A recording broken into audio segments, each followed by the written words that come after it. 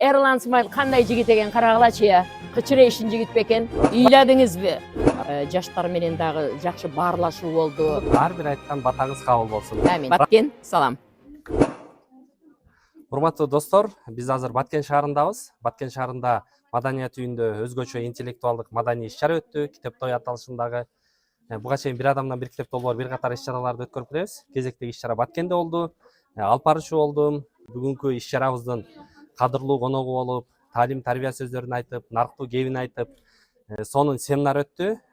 Өктөм апа, мен Өктөм апа менен буга чейин дагы таанышмын. Мага абдан сонун жагымдуу сөздөрүн айтты, батасын берди.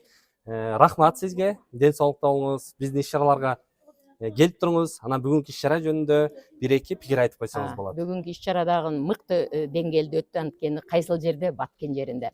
Падышалар чыккан жерде. Ушундай бир сонун иш-чара өттү.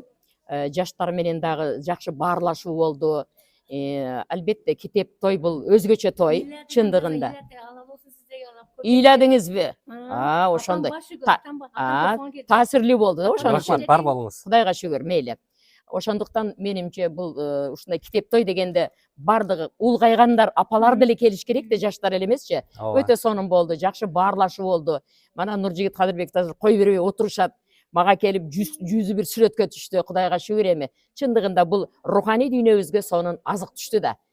Руханиятыбызды карашыбыз керек, алтындарым.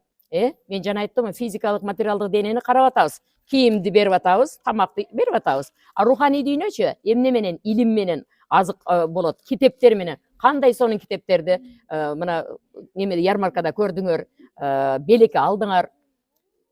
Неме тиги Erlan Смайл кандай жигит экен карагылачы я. Кычыры ишин жигит бекен. Бардыгы мындай төп келишкен, жакшы сүйлөгөн, көркөмү бар. Кудайга шүгүр, биздин кыргыздын мыкты уландары, кыздары бар да, ушундай бир активдүү коомдук иштерди алып барган, эл үчүн кызмат кылган. Машаллах, сонун болду. Ийгилик болсун. Агып мына өмүр деген агып кеткен суу экен.